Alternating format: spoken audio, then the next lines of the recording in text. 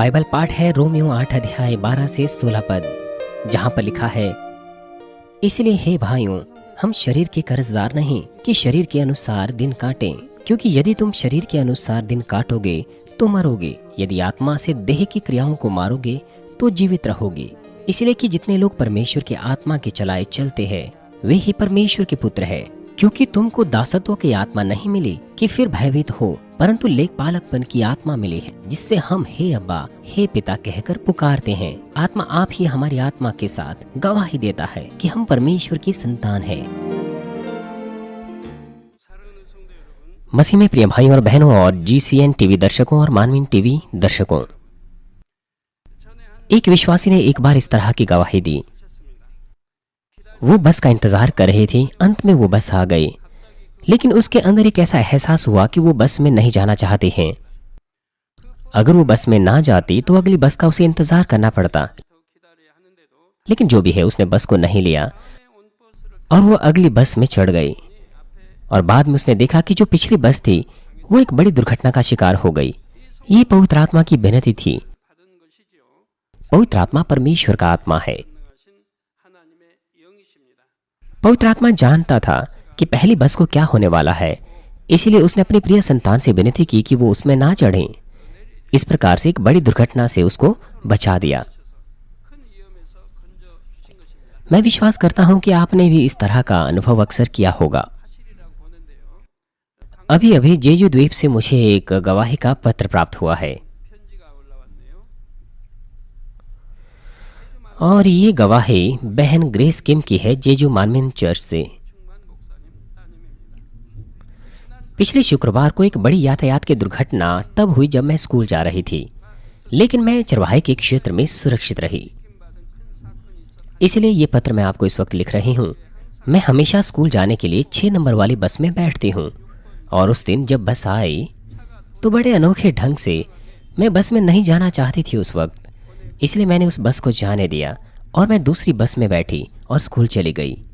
और जब मैं स्कूल में पहुंची तो बड़ा हैरान करने वाला समाचार स्कूल में मेरा इंतजार कर रहा था। वो बस जिसे मैंने जाने दिया वो सामने से आने वाली बस से टकरा गई और वो बस पलट गई और इस दुर्घटना में 22 लोग गंभीरता से जख्मी हो गए और कक्षा के बहुत से विद्यार्थी जो बस में थे उन्हें हॉस्पिटल जाना पड़ा। वो बस थी जिसमें मैं हमेशा बैठती थी। मैं नहीं जानती थी कि क्यों मुझे ऐसा लगा कि मैं बस में नहीं जाना चाहती हूँ उस वक्त।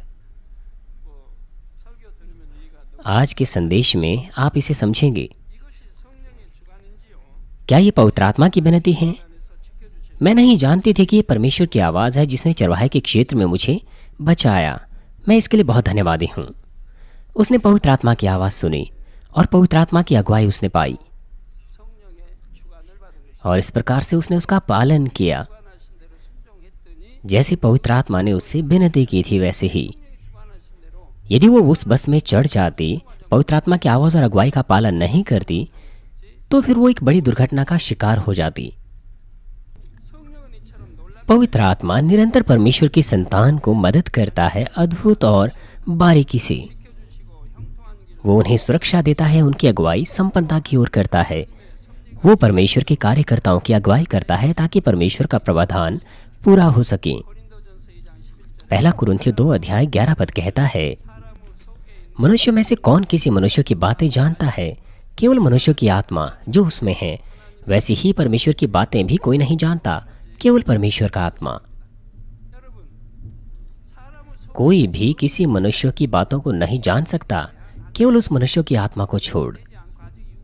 इसलिए आपको आत्मा का जन होना है। अगर आप शारीरिक व्यक्ति हैं तो फिर आप अपने ही विचारों को नहीं पढ़ सकते। मान लीजिए आप अपना मन बनाते हैं, क्या आप उसे करते हैं हर तरीके से?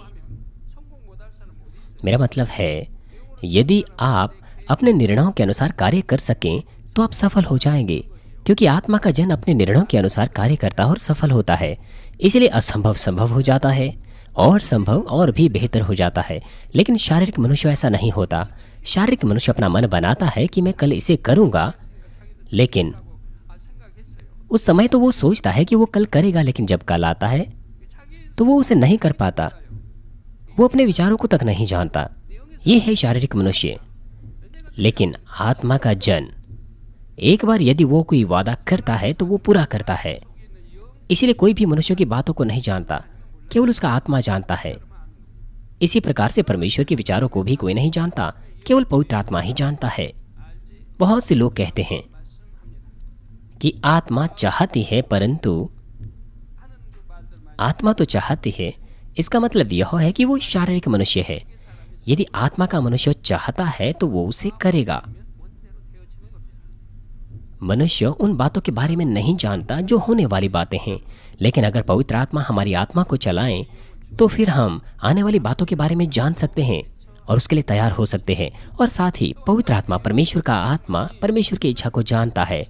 अगर हम पवित्र आत्मा की आवाज़ को सुनते हैं और अगुवाई पाते हैं तो हमारा जीवन आशीषों से उभरने लगेगा। साथ ही हम परमेश्वर के कार्यकर्ता होने के नाते परमेश्वर के राज्य को भी महानता से पूरा करेंगे। मैं हमारे प्रभु के नाम से प्रार्थना करता हूं कि आप संदेश को मन में रखें और पवित्र आत्मा की आवाज़ और अगुवाई को प्राप्त करने और सुनने के योग्य होने पाएं। मसीह में प्रिय भाइयों और बहनों, आइए हम संक्षिप्त तौर पर पिछले सत्र का अवलोकन करेंगे। ये बहुत स्वाभाविक है परमेश्वर के संतान के लिए कि वो परमेश्वर से बातचीत करें, संपर्क साधें, और वो जो ऐसा करते हैं वो संपन्नता के मार्ग में जा सकते हैं और आशीषें पा सकते हैं। जो कुछ भी वो करते हैं, परमेश्वर उनकी अगुवाई उनके जीवन के दौरान हर क्रियाकलापों में बेहतर मार्ग पर करते हैं। इसीलिए उनके घरों में शांति बनी होगी और उनकी कार्यशालाओं में उनका जीवन आशीषित होगा। और साथ ही वो जो परमेश्वर से संपर्क करते हैं वो अपने कामों को अच्छे से कर सकते हैं और फल उत्पन्न कर सकते हैं। परमेश्वर से बातचीत करने के तरीके हैं पिता परमेश्वर की आवाज़ को सुनना, प्रभु की आवाज़ को सुनना और स्वर्गदूतों की आवाज़ को सुनना। लेकिन ज़्यादातर विश्वासियों के लिए यह बात सामान्य नहीं है कि वो ऐसी आवाज़ को सुने। यदि आप ये कहते हैं कि मैंने परमेश्वर की आवाज़ को सुना, मैंने प्रभु की आवाज़ को सुना, तो संभावना यह है कि आप झूठे हैं और आजमाइशें इस बात के लिए आपके ऊपर आएगी। वो चीज़ें जो परमेश्वर को तिरस्कार करती है निश्चित तौर पर आपके ऊपर आएगी, क्योंकि आप परमेश्वर के नाम को व्यर्थ लेते हैं। शैतान इस प्रकार से कार्य करता है कि अंततः उनसे परमेश्वर का अपमान होगा। परमेश्वर की आवाज़ और प्रभु की आवाज़ वो किसी विशेष समयों में ही दी जाती है, परमेश्वर के प्रावधान को पूरा करने के लिए, वो भी परमेश्वर के चुने हुए जन को। ये ऐसे ही किसी को नहीं दी जा सकती। आप बाइबल पढ़िए, किसने परमेश्वर की आवाज़ को सुना? ये परमेश्वर के प्रावधान को पूरा करने के लिए दी गई।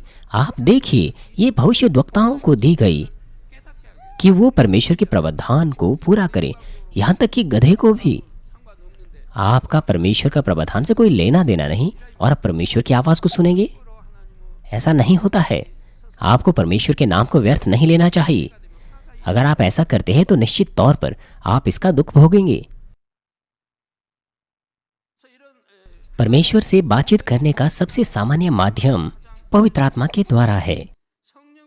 दूसरे शब्दों में वो है पवित्र आत्मा की आवाज़ को सुनना और पवित्र आत्मा की अगुवाई को प्राप्त करना। पवित्र आत्मा की आवाज़ और अगुवाई वो बाहर से नहीं आती हैं, वरन अंदर से आते हैं। दूसरे शब्दों में हृदय के अंदर से। वो इसीलिए कि पवित्र आत्मा की आवाज़ और अगुवाई पवित्र आत्मा के द्वारा दी जाती है, जो हमारे हृदय में निवास करता है। आइए मैं आपको विस्तार पूर्वक बताता हूं कि पवित्र आत्मा की आवाज़ कैसे सुनी जाती है और पवित्र आत्मा की विनती और अगुवाई प्राप्त करना क्या है। सबसे पहले पवित्र आत्मा की आवाज़ कैसे सुनी जाती है? इसमें दो मुख्य श्रेणियां पाई जाती हैं।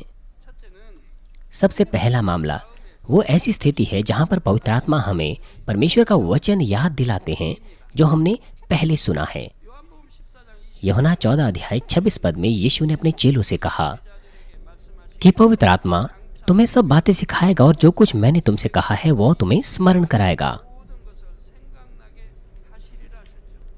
हमारे प्रभु यीशु ने अपने चेलों को 3 सालों तक सिखाया और उसके बाद वो स्वर्ग में चढ़ गया और उसके बाद एक और सहायक आया और उन्हें सब बातें स्मरण दिलाई जो कुछ यीशु मसीह के द्वारा उन्हें सिखाया गया था। यूहन्ना 16 अध्याय 13 पद कहता है, परंतु जब वह अर्थात सत्य का आत्मा आएगा तो वह तुम्हें सब सत्य का मार्ग बताएगा। बाइबल में तमाम परमेश्वर के वचन, प्रभु के वचन, वो सत्य है। उदाहरण के लिए मान लीजिए कोई व्यक्ति अपने लाभ के चलते आपके सामने कोई अनुचित मांग रखता है। उस क्षण परमेश्वर का वचन आपको याद आएगा जो आपको बताता है कि दो जब तुमसे मांगा जाता है और अपने शत्रुओं से भी प्रेम रखो। जो सेवा करता है वो महान है। आपको संदेश के वाक्य भी याद आएंगे। ये पवित्र आत्मा की आवाज़ है। ऐसी आवाज़ को सुनना मुश्किल नहीं है। दो बातें हैं जो हमेशा पिछले 10 सालों से आपको जोर देता आ रहा हूं हर साल, कि एक दिन में कम से कम एक बाइबल का पद याद करें और कम से कम एक दिन में एक बाइबल अध्याय पढ़ें। वो इसीलिए क्योंकि अगर आप परमेश्वर का वचन नहीं पढ़ेंगे और अगर आपके दिमाग में यह एकत्र ना हो तो आप पवित्र आत्मा की आवाज़ को नहीं सुन सकते हैं। पवित्र आत्मा आपकी मदद करता है कि आप परमेश्वर के वचन के बारे में सोचें, लेकिन आपके पास कुछ है ही नहीं जिसके बारे में आप सोचें। अगर आप परमेश्वर का वचन याद ना करें, अगर आप बाइबल ना पढ़ें तो मैं आपको ये नहीं कह रहा हूं कि ऐसा करने में आप बहुत सा समय बिताएं। आपको कोई विशेष समय नियुक्त करने की आवश्यकता नहीं है ऐसा करने के लिए। मैं कह रहा हूं कि आप एक बाइबल पद को याद कर सकते हैं और अपने समय में जो आपका समय बर्बाद हो रहा है उसमें एक बाइबल का अध्याय पढ़ सकते हैं। आपको आश्चर्य हो सकता है कि ये बर्बाद होने वाला समय ये क्या है। आप अपने शौचालय में क्या करते हैं बैठे बैठे? आप एक बाइबल आयत को याद कर सकते हैं उस वक्त, है कि नहीं? वो केवल एक आयत है और आप उन आयत को याद कर सकते हैं जो आपने सुबह या पिछले कल पढ़ी है, जो आपने याद की हैं। आप अपने समय में जो समय बर्बाद हो रहा होता है आप उसमें याद कर सकते हैं। जब आप चलते हैं वो भी समय है, जब आप कार में होते हैं वो भी समय है। इस तरह के समय में आप ऐसा कर सकते हैं। आपको उसे याद करने के लिए कोई विशेष समय को नियुक्त करने की आवश्यकता नहीं है। आप उस समय का इस्तेमाल कीजिए। ये कितना अच्छा होगा कि अगर आप परमेश्वर के वचन को उस समय याद करें जो समय आप बर्बाद करते हैं। क्या आपको लगता है ये ठीक है या नहीं? ठीक है।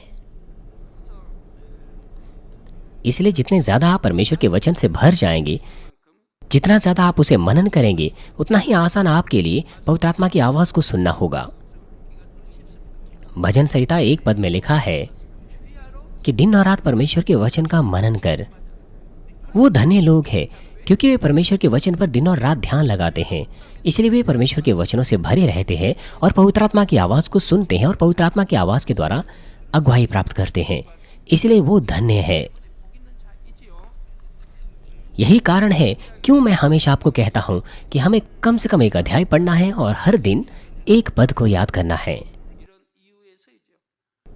मैं आपकी भलाई के लिए इस बात पे जोर देता हूं, आपकी आत्मा की उन्नति के लिए हर वक्त, लेकिन तो भी आप पालन नहीं करते।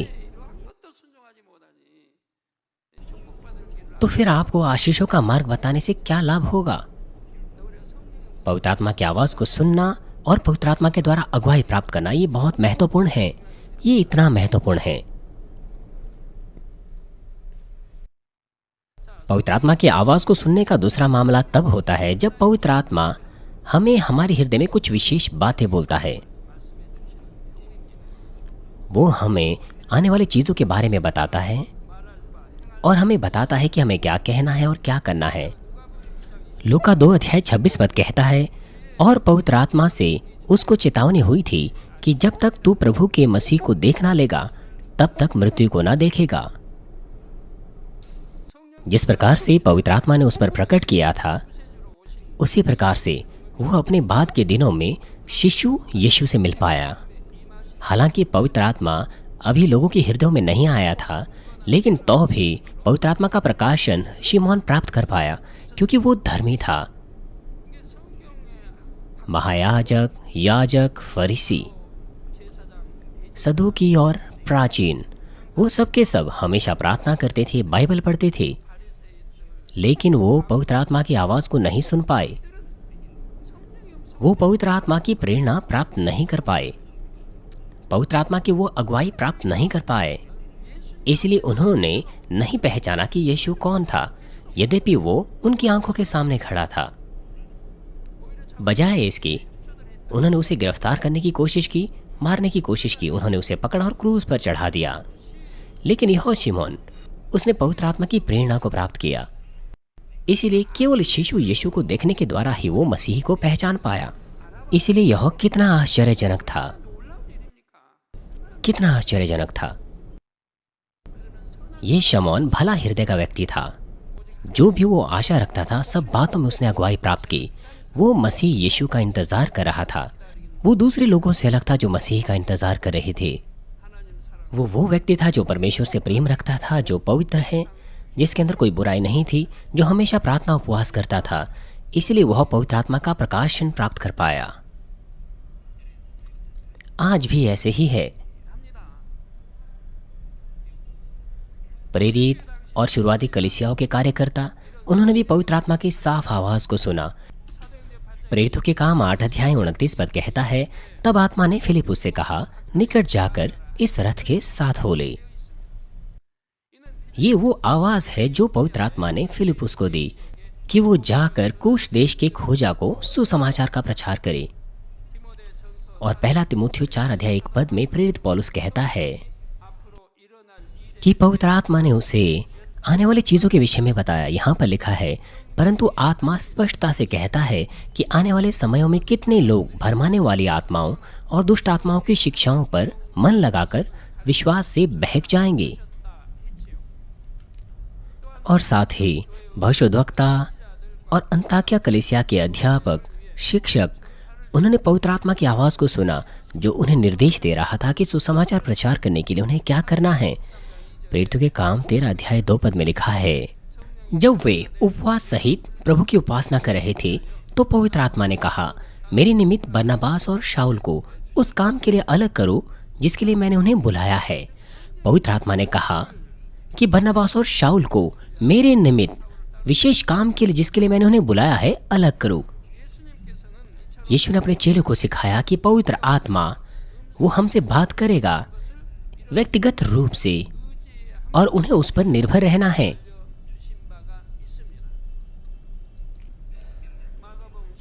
मरकुस 13 अध्याय 11 पद में यीशु ने कहा, जब वे तुम्हें ले जाकर सौंपेंगे तो पहले से चिंता ना करना कि हम क्या कहेंगे, पर जो कुछ तुम्हें उसी घड़ी बताया जाए वही कहना, क्योंकि बोलने वाला तुम नहीं हो परंतु पवित्र आत्मा है। पवित्र आत्मा वो होना चाहिए जो आपके लिए बात करें। लेकिन आप में से ज्यादातर वो आपके अपने ही विचार होते हैं, पवित्र आत्मा की आवाज नहीं होती है। इसलिए ये कितने दुख की बात है। कम से कम आप परमेश्वर की संतान हैं और आप में से कुछ लेवी कार्य करता है और यहाँ तक कि पास्टर्स है जो दूसरों को सिखाते हैं। जब वो तुम्हें ले जाकर सौंपे तो पहले से चिंता ना करना कि हम क्या कहेंगे। वो जो प्रतिनिधिक प्रार्थना करते हैं, जो संदेशों के लिए प्रार्थना करते हैं या प्रचार करते हैं, जो भी हो, मैं अक्सर आपको कहता हूं, आप स्वयं से क्यों करते हैं? क्यों आप पवित्र आत्मा को आपके लिए करने नहीं देते? तो फिर कैसे आप पवित्र आत्मा की प्रेरणा को प्राप्त कर पाएंगे? पास्टर सुजन ली के मामले में वो हर वक्त यहाँ वहाँ प्रचार करती है।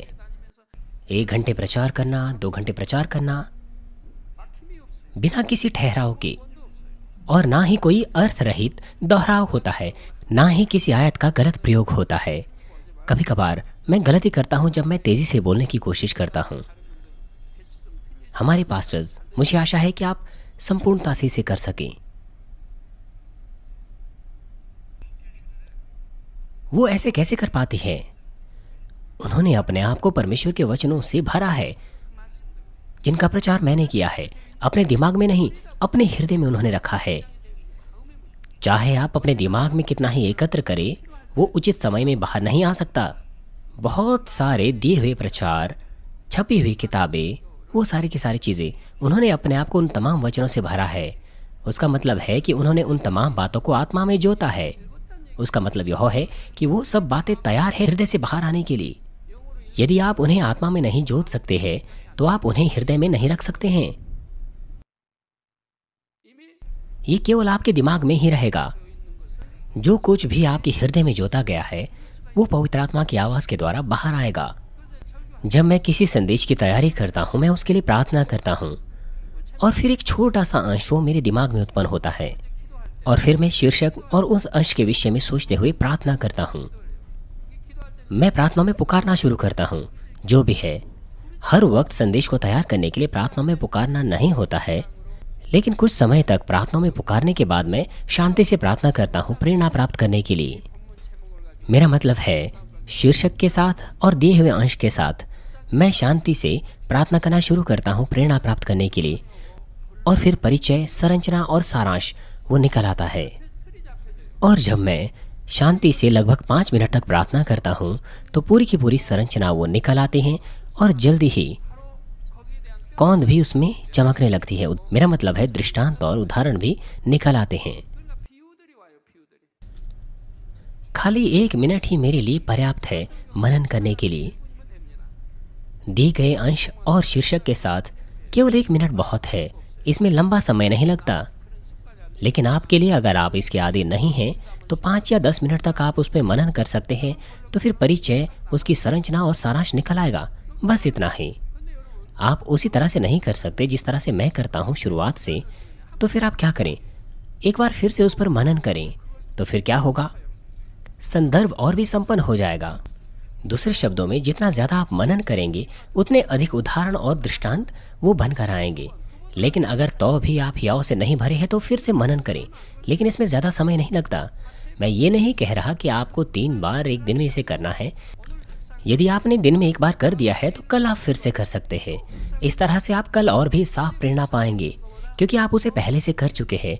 इस तरह से परिचय, उसकी संरचना और सारांश, और साथ ही साथ और भी अधिक संदर्भ प्रेरणा के द्वारा प्राप्त कर पाएंगे।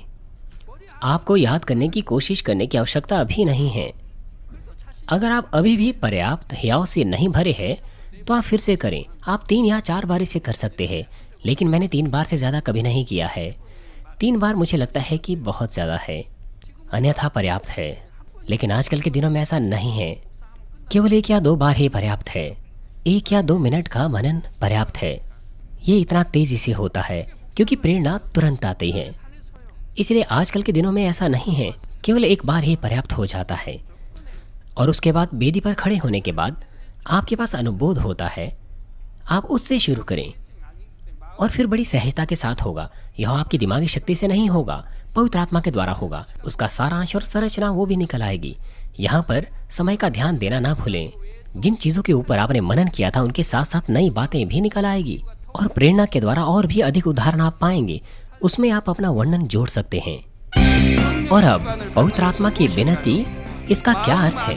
ये तब होता है जब पवित्र आत्मा हमारे हृदय को किसी विशेष कार्य को करने के लिए चलाता है। इसलिए अगर हम पवित्र आत्मा की विनती को सुने तो परमेश्वर उससे प्रसन्न होंगे।